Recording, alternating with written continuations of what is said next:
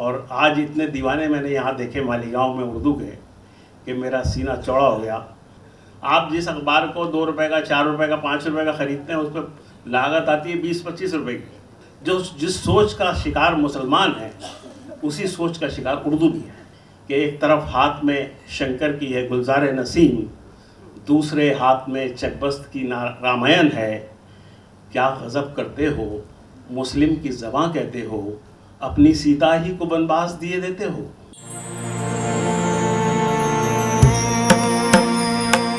दिल्ली से आए हुए हमारे मुरब्बी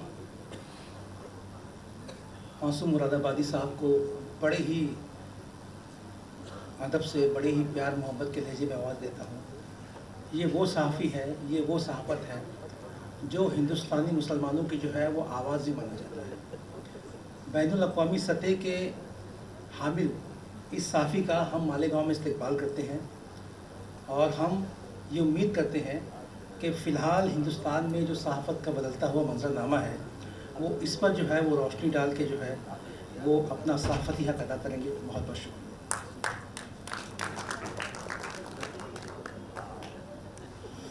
साहिब सदर और मुअज़्ज़ज़ ख़वातीन हज़रात, मैं पहली बार आपके शहर में आया हूँ और यहाँ आकर के मुझे जो खुशी हुई है, ख़ास तौर से अपनी ज़बान के हवाले से, उसे मैं अल्फाज में नहीं बयान कर सकता। इतने साइन बोर्ड, इतने पोस्टर, इतने बैनर, इतनी चीज़ें मैंने उर्दू की आज तक कहीं नहीं देखी। और आपने इतने मुश्किल हालात में अपनी ज़बान को, अपनी तहज़ीब को बचा के रखा है, उसके लिए मैं आपको सलाम करना चाहता हूँ। इम्तियाज़ खलील साहब ने पिछले हफ्ते जब मुझे फ़ोन किया, मुझसे रब्ता किया, तो मैं मदीना मुनव्वरा में था और उम्रे के सिलसिले में वहाँ गया हुआ था। इन्होंने कहा कि आपको 31 तारीख़ को दिल्ली से यहाँ आना है। मैंने कहा मैं 27 तारीख़ को तो दिल्ली पहुँचूँगा मदीने से, और इतने शॉर्ट पीरियड में इतना थका हूँगा। लेकिन जब इन्होंने मालीगांव का नाम लिया तो मैंने सरेंडर कर दिया, क्योंकि मैं मालीगांव को देखना चाहता था, उसे महसूस करना चाहता था कि इस बुरे दौर में भी उर्दू की ऐसी बस्तियां हैं जिन पर जानो दिल निसार किया जा सकता है। यह आपका बहुत बड़ा कारनामा है कि आपने इस ज़बान को, इस तहज़ीब को सजो कर रखा है, संभाल कर रखा है। इम्तियाज़ खलील साहब को एक मुबारकबाद और देना चाहता हूँ कि इन्होंने जो ये उर्दू सहाफ़त के हवाले से ये महफ़िल सजाई है, मेरा ख़्याल है कि इससे बेहतर महफ़िल नहीं हो सकती। यहाँ 2 बड़े अखबारों के एडिटर इनकलाब और सियासत के मौजूद हैं, जो हिंदुस्तान के उर्दू सहाफ़त के 2 बड़े लीडर हैं। शकील रशीद जो मुंबई उर्दू न्यूज़ के एडिटर हैं, मेरे दोस्त, बहुत बासलाहियत सहाफ़ी हैं, अदीब हैं, मुबस्सिर हैं। इसके साथ पंकज पचौरी साहब हैं जो नेशनल मीडिया का एक चेहरा है, एक आवाज़ है और बहुत पॉजिटिव ज़हन के सहाफ़ी हैं। वो लोग जिन्होंने हिंदुस्तान में सहाफ़त ख़त्म होने के बाद उसकी आबरू को बचा के रखा है, उसमें पंकज पचौरी भी एक है। मेरे दोस्त फ़ारूक सैयद हैं जो बच्चों के दरमियान उर्दू ज़बान को फ़रोग़ देने के लिए गुलबूटे के ज़रिए जो काम कर रहे हैं, वो इस मुल्क में कोई नहीं कर रहा। मैंने इनके दफ्तर में बम्बई में देखा कितनी जद्दोजहद स्कूलों से जोड़ने के लिए उर्दू बच्चों के अदब को और गुलबूटे को, ये क्या क्या करते हैं, एक अपनी स्कूटर पर कैसे कैसे दौड़ते फिरते हैं। मुझे भी फ़ख्र हासिल हुआ इनकी स्कूटर पर बैठने का। शारिक नक्शबंदी मेरे छोटे भाई हैं, अखबार निकालते हैं औरंगाबाद से, और जब इन्होंने अखबार शुरू किया था तो मेरा भी एक कॉलम उसमें छपता था, अभी भी कभी कभी छपता है, और बहुत मेहनती इंसान है ये और बड़ा काम किया। तो इस एतबार से ये जो एक पूरी महफिल है, एक कहकशां है, ये बड़ी सोच समझ करके, ये मुझे नहीं मालूम कि इम्तियाज़ खलील साहब की शख्सियत में ऐसी क्या कशिश है कि ऐसे लोगों को इन्होंने यहाँ जमा किया। अब मैं उस सब्जेक्ट पर आता हूँ जो आज का मौजू है। देखिए, मैं उर्दू मीडिया का एक तालिब इल्म हूँ। तकरीबन 40 बरस मुझे हो गए इस फील्ड में काम करते हुए, और मीडिया को और उर्दू मीडिया को मैंने करीब से देखा है। और उर्दू मीडिया पे मैंने 4-5 किताबें भी लिखी हैं, उसकी तारीख़ पे और उसके इर्तिक़ा पर, और अभी भी कुछ ना कुछ लिखता रहता हूँ। ये जो मीडिया है, जो पहले जिसका नाम ज़राए इब्लाग़ था, अब उसका एक छोटा सा नाम है मीडिया। इसमें सारी चीज़ें शामिल हो गई हैं। इसमें प्रिंट मीडिया भी है, इसमें इलेक्ट्रॉनिक मीडिया भी है, इसमें सोशल मीडिया भी है, इसमें अल्टरनेट मीडिया भी है। लेकिन सबसे बड़ा सवाल ये है कि मीडिया का जो असल मकसद है, जो असल महवर है, वो जो हमारा सो कॉल्ड नेशनल मीडिया है, उसने उसको बिल्कुल अपने आप से अलग कर दिया है। वो हक गोई और इंसाफ पसंदी से काम नहीं दे रहा है। वो एक प्रोपेगेंडा मशीनरी बना हुआ है। उसके नतीजे में एक अल्टरनेट मीडिया वजूद में आया है, जो अपना काम बड़ी जिम्मेदारी के साथ कर रहा है। अब मैं आपसे एक बात कहना चाहता हूँ। ये कहा जाता है कि सबसे बड़ा जिहाद जालिम हुक्मरान के सामने कलमा हक अदा करना है, और ये काम उर्दू सहाफ़त सिर्फ उस मुल्क में अदा कर रही है। आप हिंदुस्तान के हर अखबार को उठा के देखिए उर्दू के, वो जालिम हुक्मरान के सामने, वो जो अकबर इलाहाबादी ने कहा था कि खींचो न तमानों को, न तलवार निकालो, जब तो मुकाबिल हो तो अखबार निकालो। तो आज उर्दू की सहाफ़त और उर्दू के अखबारात तोप के सामने, तुफंग के सामने, गोलियों के सामने अपना सीना चौड़ा करके हक बात लिखने का हुनर ईजाद किए हुए हैं, जिसके लिए उर्दू सहाफ़त को दाद दी जानी चाहिए, और उन उर्दू सहाफ़ियों को दाद दी जानी चाहिए जो तमाम ख़तरात मोल लेकर के हक़ की आवाज़ बुलंद कर रहे हैं। और ये कहाँ से आया? अगर आप उर्दू सहाफ़त की तारीख़ उठा करके देखिए, 27 मार्च 1822 को उर्दू का पहला अखबार जामे जहानुमा कलकत्ता से निकला, और 1836 में जो दिल्ली उर्दू अखबार मौलवी मोहम्मद बाकर ने निकाला, और जिन्हें 16 सितंबर 1857 को तोप के दहाने पर रख के उड़ा दिया गया। वो उर्दू का पहला साहब, वो किसी भी ज़बान का पहला सहाफ़ी था जिसे सज़ाए मौत दी गई, इसी जुर्म में, इसी हक गोई के जुर्म में। और उसी 1857 में मिर्ज़ा बेदार बख्त को, जो क़याम आज़ादी का एडिटर था, सुअर की चर्बी मल के फांसी पर चढ़ा दिया गया। और बताऊँ आपको, एक शख्स था इलाहाबाद में, बाबू शांतिलाल भटनागर, उसने एक अखबार निकाला स्वराज्य। उसके 9 एडिटर्स को 90 साल की सज़ा हुई। उस अखबार में एक मुस्तकिल इश्तिहार शाये होता था कि ज़रूरत है एक एडिटर की जिसकी तनख्वाह जौ की एक रोटी और पानी का एक प्याला होगी, जो उसे जेल में अदा की जाएगी। इस इश्तिहार के शाये होने के बाद तकरीबन 9 एडिटर उस अखबार में इदारत के फ़राइज़ अंजाम देने आए। एक इदारिया लिखता था, उसको काला पानी भेज दिया जाता था 10 साल के लिए। दूसरा एडिटर आता था, उस इश्तिहार को देख करके इदारिया लिखता था, काला पानी भेज दिया जाता था। ये तारीख़ है। मैं आपको शाम तक, रात तक पूरी तारीख़ बयान कर सकता हूँ उर्दू सहाफ़त, लेकिन मैं ये बताना चाहता हूँ कि ये आज की जो उर्दू सहाफ़त है, ये किस बदन से पैदा हुई है। ये जो जज्बा जिहाद है, ये जो जालिमों के ख़िलाफ़ लड़ने का हौसला है, ये सिर्फ उर्दू सहाफ़त का तो इम्तियाज़ है, ये किसी और सहाफ़त का नहीं है। उर्दू सहाफ़त ने कभी किसी की कासलेसी नहीं की, कभी नहीं की।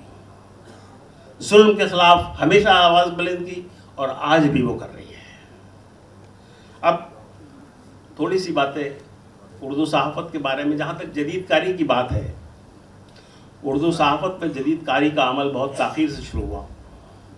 1981 में पहला सॉफ्टवेयर पाकिस्तान में ईजाद हुआ, नूरी नस्तालीग, जो अहमद मिर्ज़ा जमील ने ईजाद किया था। और 1981 में लाहौर का जो जंग का जो लाहौर एडिशन था, वो पहली बार उससे शाया हुआ था। इसके कई साल बाद हिंदुस्तान में उर्दू सॉफ्टवेयर आया, कई बरस बाद। और पहला अखबार जिसने उस सॉफ्टवेयर को यहाँ इंपोर्ट किया था वो हिंद समाचार था, जालंधर का। उसके बाद 1992 में उर्दू की खबर रसाई एजेंसी शुरू हुई, वो भी इन्हिसार करती थी अंग्रेज़ी और हिंदी की खबरों पर, उसका अपना कोई नेटवर्क नहीं था। तो इतनी ताख़ीर से ये जो अमल शुरू हुआ जदीदकारी का, प्रिंटिंग, वाकई प्रिंटिंग भी बहुत ताख़ीर से शुरू हुई। कलर प्रिंटिंग उर्दू में बहुत देर से आई, चूँकि उर्दू सहाफ़त के और उर्दू ज़बान के जो मसाइल हैं उसने कभी अपनी कमर सीधी करने की मोहलत नहीं दी। इतने मसाइल आज भी हैं। आज भी आप उन लोगों से पूछिए जो एड़ियाँ रगड़ रगड़ के अखबार निकालते हैं। ये ख्याल अंसारी साहब यहाँ बैठे हैं, मैं मालीगांव को इन्हीं के हवाले से जानता था। ये दिल्ली के हर प्रोग्राम में हमारे शरीक होते हैं।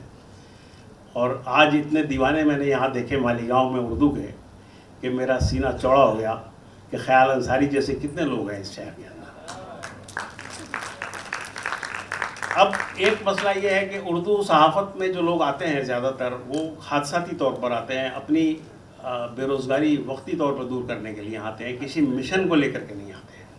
जबकि ये एक मिशन है, उर्दू सहाफ़त हमेशा से एक मिशन रहा है। एक उर्दू सहाफ़ियों की ट्रेनिंग का बहुत बड़ा मसला है। हमने प्राइम मिनिस्टर मनमोहन सिंह साहब से कह कर के IIMC में एक कोर्स शुरू कराया। कुछ उर्दू के बड़े एडिटर्स उनसे मिले थे एक बार, लेकिन वहाँ भी लोग नहीं देते, दाखिले नहीं होते हैं, वहाँ दरखास्तें ही नहीं आती हैं। अभी हमने NCPL से कहा, कौमी उर्दू कौंसिल से कहा, आप उर्दू सहाफ़ियों की ट्रेनिंग की तरबियत शुरू कीजिए। तो अभी सुबह कौमी कौंसिल के डायरेक्टर से मेरी बात हो रही थी, कहने लगे सिर्फ 18 दरखास्तें आई हैं पूरे हिंदुस्तान से। इनसे ज़्यादा उन लोगों की दरखास्तें हैं जो ट्रेनिंग देना चाहते हैं। क्या करें बताइए। मैंने कहा आप इसको एक्सपेंड कीजिए, मैं कुछ अखबारों से बात करूंगा। वो कहने लगे हम खर्चा देंगे ठहरने का, आने जाने का। आए तो सही लोग, जो लोग उर्दू सहाफ़त की तरबियत लेना चाहते हैं, फ्री में खाने का, ठहरने का, आने जाने का सब खर्चा आपको मिलेगा। आप दिल्ली आइए, मैं आपकी मदद करूंगा इसमें, मैंने डायरेक्टर से कहा है। अब एक बात यहाँ पर बार बार कही गई है कि उर्दू अखबारात के साथ एक मसला इश्तिहारात का है। इश्तिहारात देखिए, अखबार सिर्फ रीडरशिप से नहीं चलता है। आप जिस अखबार को 2 रुपये का, 4 रुपये का, 5 रुपये का ख़रीदते हैं, उस पर लागत आती है 20-25 रुपये की। तो अखबार वो लागत कहाँ से पूरी करेगा। एक इदारा था DAVP का, जिसने अब अखबारों को इश्तिहार देना लगभग बंद कर दिया है। अभी आमिर भाई से मेरी बात हो रही थी। अब एक बार हमने INB मिनिस्टर से मुलाकात की दिल्ली में। मैंने कहा भाई आप उर्दू अखबारों को इश्तिहार क्यों नहीं देते। कहने लगे उर्दू अखबारों में क्या होता है। मैंने कहा अभी मैंने आज सुबह हिंदुस्तान टाइम्स में फैमिली प्लानिंग का इश्तिहार देखा था। आप कहते हैं मुसलमान बच्चे बहुत प्यारा करते हैं, इश्तिहार आप फैमिली प्लानिंग का अंग्रेज़ी के अखबार में देते हैं। वो तो उर्दू के अखबारों को दे दीजिए, वो भी नहीं देंगे। एक कम्युनिकेशन मिनिस्ट्री के एक बड़े ऑफिसर से मैं मिला। मैंने कहा भाई आप उर्दू अखबारों को इश्तिहार दिए। कहने लगे उर्दू अखबार यहाँ से कहाँ निकलते हैं, वो तो पाकिस्तान से निकलते हैं। देखिए ये एक मेंटलिटी है, एक सोच है। जो जिस सोच का शिकार मुसलमान है, उसी सोच का शिकार उर्दू भी है। वो और इसको उर्दू को कलमा पढ़ाने का काम किसने किया मुझे नहीं मालूम। उर्दू इस सरजमीन में पैदा हुई। आलम फतेहपुरी ने एक कथा कहा था बहुत पहले कि एक तरफ हाथ में शंकर की है गुलजार नसीम, दूसरे हाथ में चकबस्त की रामायण है। क्या गज़ब करते हो, मुस्लिम की ज़बां कहते हो, अपनी सीता ही को बनवास दिए देते हो। देखिए ज़बानों का कोई मज़हब नहीं होता, मज़हब इंसानों का होता है। ये सबसे बदतरीन सूरत हाल है कि आप किसी ज़बान को किसी मज़हब से जोड़ दें। हर मज़हब को ज़बान की ज़रूरत होती है कम्युनिकेट करने के लिए, लेकिन ज़बान को मज़हब की ज़रूरत नहीं होती है। लेकिन यहाँ मज़हब ज़बान को भी कोई कलमा पढ़ाता है, कोई कुछ कराता है, कोई कुछ कराता है। इसी सरजमीन में, इसी मिट्टी में पैदा हुई ये ज़बान, उसको मुसलमान कर दिया गया। जिसके आधे से ज़्यादा शायर, अदीब, सहाफ़ी। मैंने अभी जिक्र किया कि उर्दू का पहला अखबार पंडित हरिहर दत्त ने निकाला था और पंडित सदासुख लाल उसके एडिटर थे। आज भी उर्दू के दो बड़े अखबार नॉर्थ इंडिया से और यहाँ बम्बई से जो इनकलाब निकल रहा है उसके मालिक कौन है? संजय गुप्ता हैं आज की तारीख में, और राष्ट्रीय सहारा के मालिक सुब्रतो राय सहारा थे, उनकी डेथ हो गई है। तो कैसे कह सकते हैं कि ये उर्दू मुसलमानों की ज़ुबान है? लेकिन सज़ा उसको इसी तरह से मिलती है। इस पर ज़रा गौर करना चाहिए, इस पहलू के ऊपर। बहरहाल यहाँ मेरे पास बातें बहुत हैं करने के लिए, चूँकि आप पहली बार आप मुझे मिले हैं, पता नहीं ज़िंदगी रहेगी नहीं रहेगी मालीगांव वालों से बात करने की, लेकिन वक्त की क़ैद है। मैं बहरहाल आपसे ये ज़रूर करना चाहता हूँ कि आप लोगों ने जो उर्दू तालीम का निज़ाम यहाँ मुनज़्ज़म किया है, ज़रा सा मेरी आपसे ये गुजारिश है कि आप नॉर्थ इंडिया की तरफ आइए।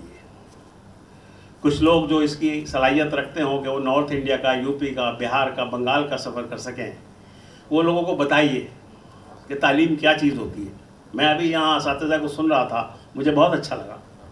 ये सोच होनी चाहिए हमारे यहाँ तालीम कैसे आगे बढ़ेगी। हम बहुत पसमानदा हैं, नॉर्थ इंडिया के लोग बहुत पिछड़े हुए हैं इस मामले में। दिल्ली से लेकर के पूरी बेल्ट है, और उत्तर प्रदेश जहाँ का मैं रहने वाला हूँ, वहाँ लाखों प्राइमरी स्कूल हैं सरकारी सतह पर, एक भी उर्दू मीडियम स्कूल नहीं है, नॉट ए सिंगल।